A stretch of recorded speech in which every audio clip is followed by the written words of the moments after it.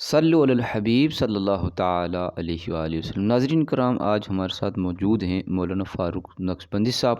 میں ان سے گزارش کرتا ہوں کہ وہ ہمیں بتائیں کہ گھر میں جو بے برکتیاں ہوتی ہیں تو اس کا کوئی وظیفہ بتا دیں ہمیں، تاکہ گھر میں خیر و برکت ہو جائے، کیونکہ اکثر ہمارے گھروں میں اور یہ ہوتا ہے کہ خیر و برکت نہیں ہوتی ہے، تو ہمارے گھروں میں یہ ایک مسئلہ بنا ہوا ہوتا ہے کہ کس طرح سے خیر و برکت ہو۔ اس کا کوئی روحانی طور پہ، قرآنی طور پہ ہمیں علاج بتا دیں، کوئی وظیفہ بتا دیں۔ جی مولانا فاروق صاحب آپ بتا دیں، گھر میں خیر و برکت کے لیے ہمیں کیا وظیفہ؟ بسم اللہ الرحمن الرحیم۔ جب بھی آپ گھر میں آئیں تو سب سے پہلے السلام علیکم ورحمۃ اللہ وبرکاتہ پہلے سلام کرتے آئیں، جی اور سلام کرنے کے ساتھ ساتھ اپنا دائیں پاؤں مکان کے اندر داخل کریں۔ سبحان۔ کوئی ہو تب بھی سلام کریں، کوئی نہ ہو تب بھی گھر میں سلام کرتے آئیں۔ جی جی اور اس کے بعد ایک بار سورہ اخلاص پڑھ لیں۔ جی اعوذ باللہ من الشیطان الرجیم، بسم اللہ الرحمن الرحیم۔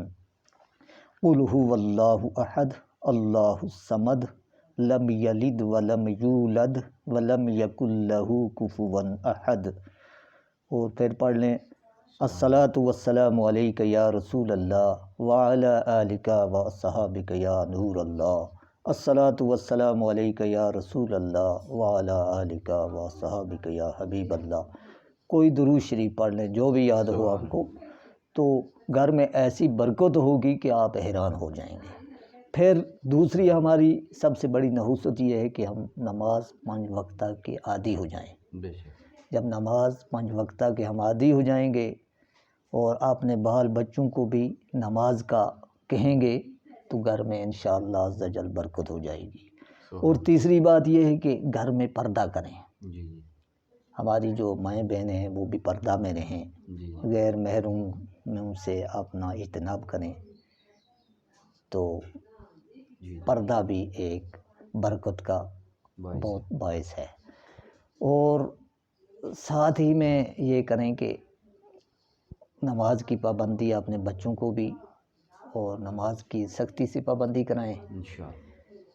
تو جھوٹ یعنی زبان کے اندر جھوٹ نہ ہو۔ جی جب بھی کسی سے وعدہ کریں وہ پورا کریں، اگر نہ جا سکیں تو معذرت چاہیں، اور اپنے سچائی میں رہیں، تو لینے دینے میں سچائی کریں۔ دائیں ہاتھ سے کھائیں، دائیں ہاتھ سے دیں، دائیں ہاتھ سے لیں۔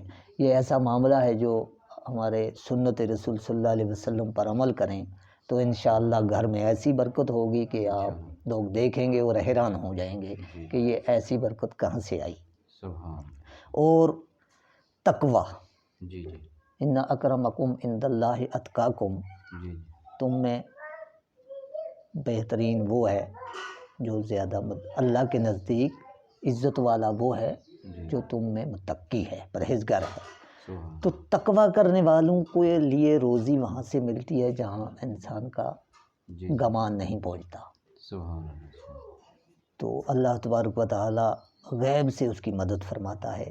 بے شک۔ اپنے ہر کام میں، اپنے ہر عمل میں تقوی پیدا کریں، جی متقی بن جائیں۔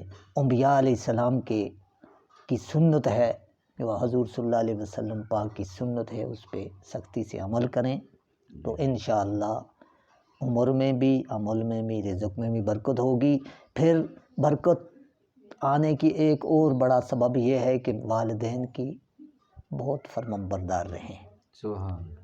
اگر وہ زندہ ہیں تو ان کا ادب و احترام کریں، ان کے لیے دعائیں کرتے رہیں۔ اللہم یرحمہما کما ربیانی صغیرا۔ وفات پا چکے ہیں تب بھی ان کا احترام کریں اور ان کے احسان و ثواب کرتے رہیں، ان کو راضی رکھیں، تو انشاءاللہ ایسی برکت ہوگی کہ آپ حیران ہو جائیں گے۔ سبحان۔ اللہ تبارک و تعالی